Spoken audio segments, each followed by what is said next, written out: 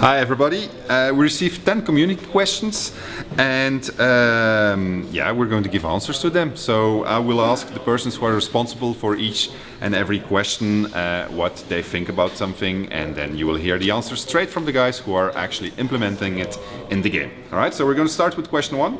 Question 1 is, the source seems to be an important part of the game.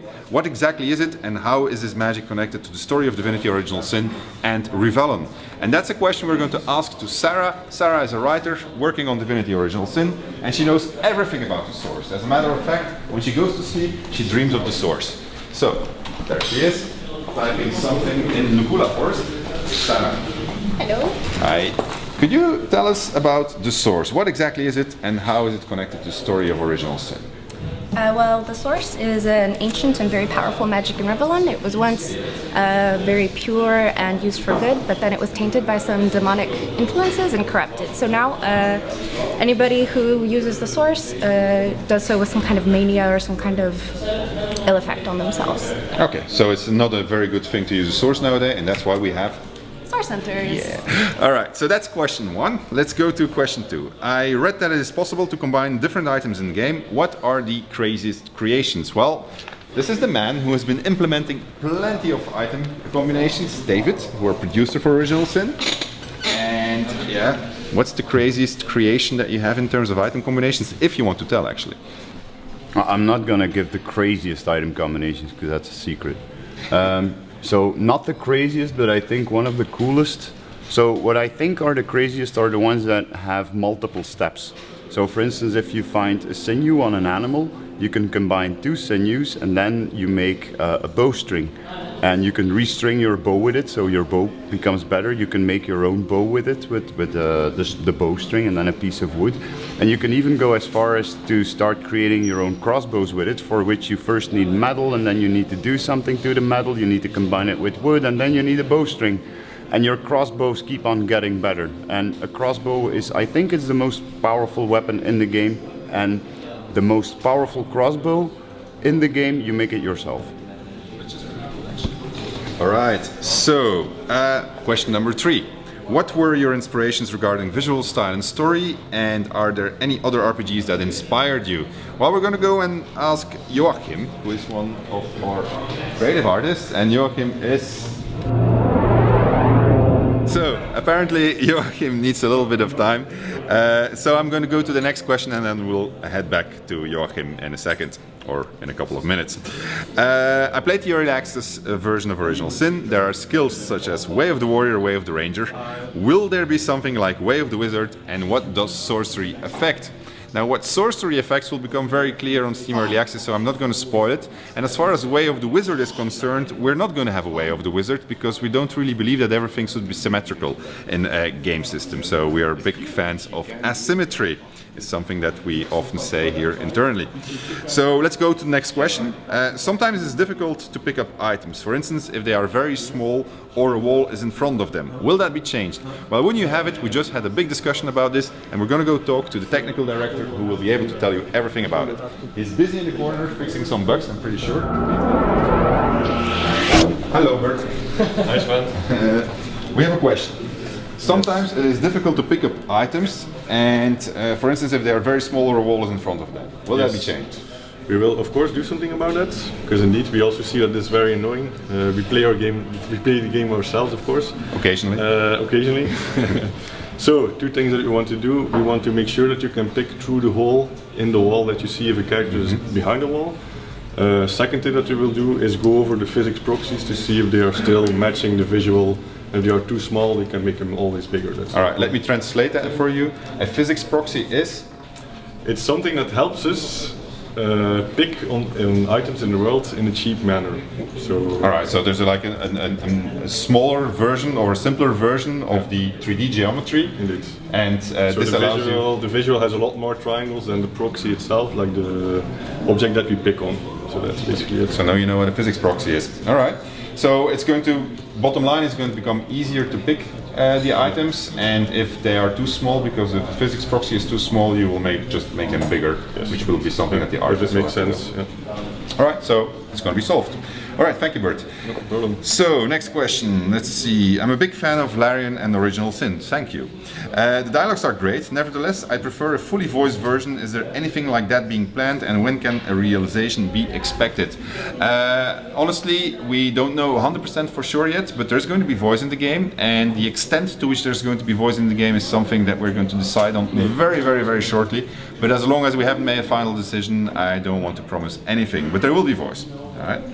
7. During the early access phase, I feel overwhelmed by the variety of possible decisions. Are there ideas for a more detailed tutorial? Yeah, well, that's the problem, of course, with an old school RPG like Original Sin. You have really a lot of decisions to make, and we noticed that we actually need to educate players about that. So we're going to be doing something about it, and we've organized a little bit of a questionnaire amongst our forum members and Kickstarter fans and Steam Early Access backers about how exactly you think that we should be doing that. So if you have great ideas, write them on our forum, because we are reading with a lot of interest how we can help you understand everything that you can do in Original Sin better. All right, number 8. What's the story of the protagonist? We're going to go back to Sarah for that one. Sarah, we're back. Hello again. Somebody wants to know the story of the protagonist, and that's because we don't have an intro yet, but we will have an intro, right? Ah, yes, it's coming. It's in the works. All right, so who are the protagonists? The protagonists, earlier we talked about that the source is this banished power in the world. The protagonists are two very highly trained soldiers who are tasked with hunting out that source and eliminating it from the land completely. Okay, so they're basically like a sort of Inquisition, but then good guys' side of Inquisition, getting rid of people who use magic that's forbidden. Yes, exactly. And the interesting thing about them is that the more they kind of get involved in the history of this magic, the more they feel deeply entwined with it, and the more it is kind of related to themselves personally and where they came from and that sort of thing. All right, but it's not what you think it is. It's absolutely not what you think of it. You think you know what it is now, but you don't know. All right, so number 9, in the early access, the homestead can be individualized. At the moment you have to choose between 2 elements for 2 rooms. Is it possible to have all elements in 4 rooms at some point? I don't think so, actually. I think that you will always have to make a choice. So yeah, so it's a lot about making choices. So you'll have to pick what's your favorite, and you will never be able to maximize everything.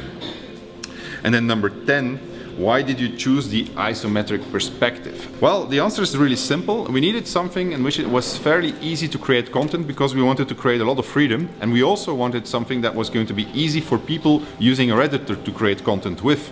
And an isometric perspective is a pretty good way of doing that. So that's why we went for the isometric perspective. On top of that, it works pretty well for doing tactical turn-based combat when you have a top-down camera.